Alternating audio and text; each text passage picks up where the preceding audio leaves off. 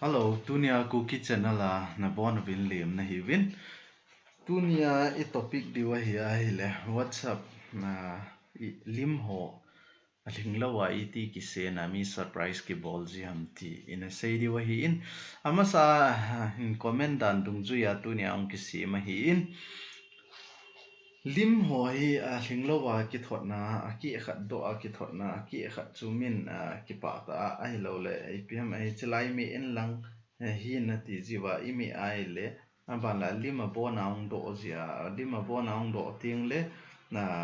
iga vet nai le nui jat ai lawai le surprise ta happy birthday loi pai nan thot ho thua jit ho ki mo jin hi cho chu ngiti ki thot ham tia nan comment dung jui ba hi chi video ang ki si ma hi in hi chi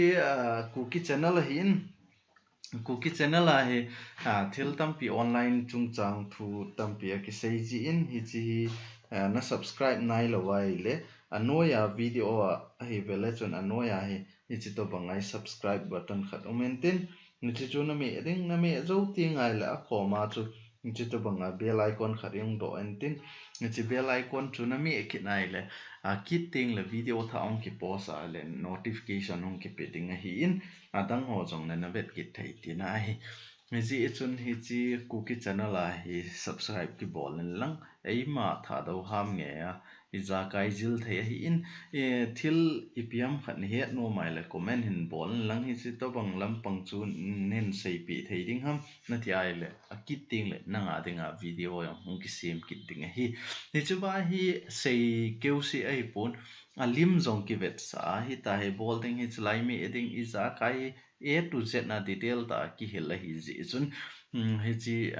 cookie channel hi phachom ta hin na da ai le subscribe na ki bol ding thil na het nom au mai le na het lo na bol thei lo wai le nen do thei wa hi hi chi chu dunia hi chawai ga sei thei hin tin nga ban le tu hin i khatna mobile ko na lut no hitin hi chi hi image hi iti whatsapp ma ki thot na ai lo imi ting le za za hong pot jam ti computer hi lo le laptop ho lo warang iti mobile ko na sim thei ham ti i sei de wei ji chun tu hin mobile na lut no hitin a video hi abula pat na a chai chan na vet lo ai le chun en zo tieng le na confuse ting ai ji chun na boy lo na ding in abula pat na top chan forward lo na vet ngai nei tu hin mobile na lut no hiti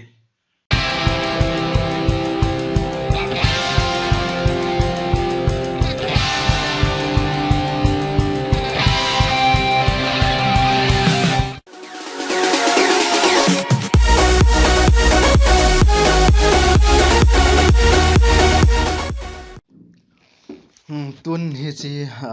anave within mobile akona hi chi whatsapp ni aumin hi chi wai thot diu hi chi wai vet diu hi aji chu practical so nom ja chu computer ki bol lo hi in aban le hi chi wa hi chi te ni application mang cha hi e bol diu hi in hi chi hoi la ya mu diu ham te ale na ho phone application na nei lo wai le chi play store ai na chi ding hi chi play store ko na ki download the hi in hi chi hong ho itin hong le chun play store na hon ting le chi wai image editor na type mai le hi chi wai image editor tam pi jong o maintain hi jong le hi chi wai nangin brush tam ta om pen hin la ding hi chi na la zo ting le install na bol ding hi chilai click le chun hong maintain install na bol ding hi ken install ka bol sai ji chun hi chi hi in ban le khat pa cha hi ai le tu in khat pa cha na vele wan khat hi ai le image preview hi in hi chi ba hi back bol tin chi ba image hi chi preview changer hi chi pen hi can install ta je a chu install lo hi in open ki ji hi in na nga chu install ding hi in nga ban le a logo hoi ta na vet ding hi a logo chu tam ta men hi jong le hi chi pen hi na install ding hi tu hin hi chi pa hi iti za ding ham ti an ve hitin Hichi hong mo hitin hichi wa hi original kiti omin hichi wa hi vele han vele option hichi wa hi preview image hichi wa original image a hi in hichi ep ki seina matia le hichi wa hi le original pa hi ding hin hichi wa hi le min amu pen cho hi ding hi tu hin vele han hichi la hi click in lang original pa hi click ngoi tin ban le gallery a cheutin gallery ai chi zo tiang le hichi vai hichi lim he ko yu hitin ban le preview a pen hin chi kit no hitin chi zo tiang le chi select ngo hitin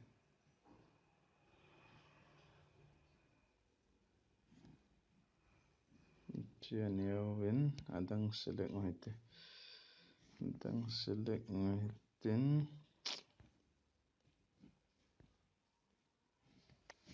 chi select ngo hitin ban le hichi wa anoya he share with WhatsApp kiti omen hichi lai na me ding na me zo tiang le chi lai chi ding hichi wa send deu hi chi lai send deu ban le hichi ho zong he na te ai le na delete he cho na dei le na ngin na dei dei na zit thei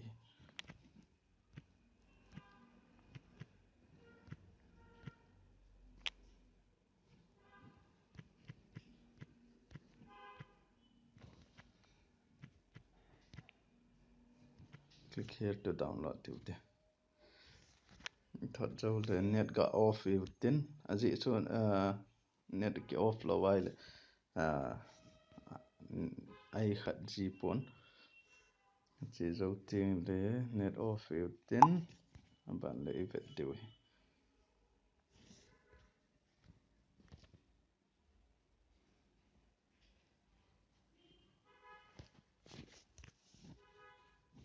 ban le WhatsApp khat pa lut ki no hitin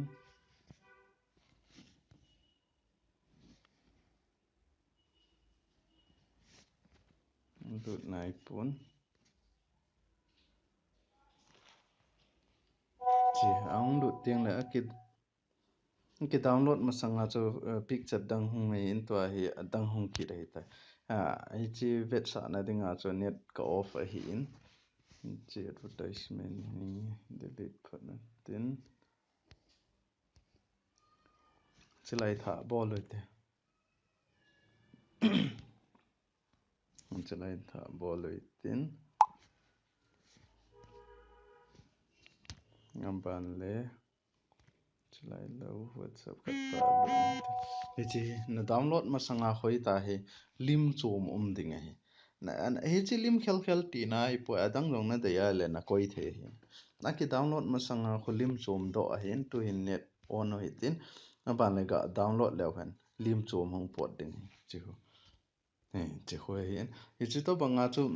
magic lim ti ra mi ga zo lep ma ai lo le loi pai ki tot na jong za thei hi in tu hin hi chi image preview i chai ta win a ban le ni chi wa pen khat pen hi ga ve ki noi tin ni chi wa image editor pen he ve ki noi tin hi chi pa hi le i pi hama function na ti ai le hi chi wa ve le chun lima hi in hi chi iti create ding ham ti ai le bula kona na veo hitin bula tha si moi te hi chalai na me ring hi ai application on phat le hi chalai plus ki jit na pen hi na me ring hi in hi chalai na me zo ting le hi chiwa size na me ngai na hi a size hi achu a let dan hi jasa gi koi hitin a sau dan hi sang le jagit koi hitin a ban le chalai color hi blue se moi tin blue select ngoi tin ban le new na me ring hi ai le chi image ai ta in chi ba hi lim ho et no hi tin chilai me tin ban le hi chi select kit no tin chi picture hi mang kit no tin ban le chi hal khat su le no tin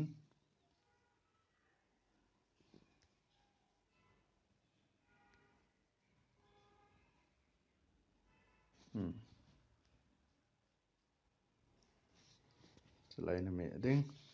ban le tu hin text ko yo hi tin text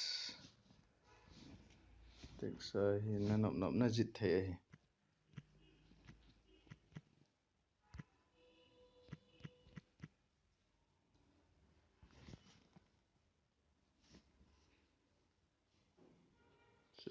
ko tin ban le image khat be ke noi tin chung langa dinga ong tam balin ji chung langa dinga khat be ke noi tin image dinin on yaw tin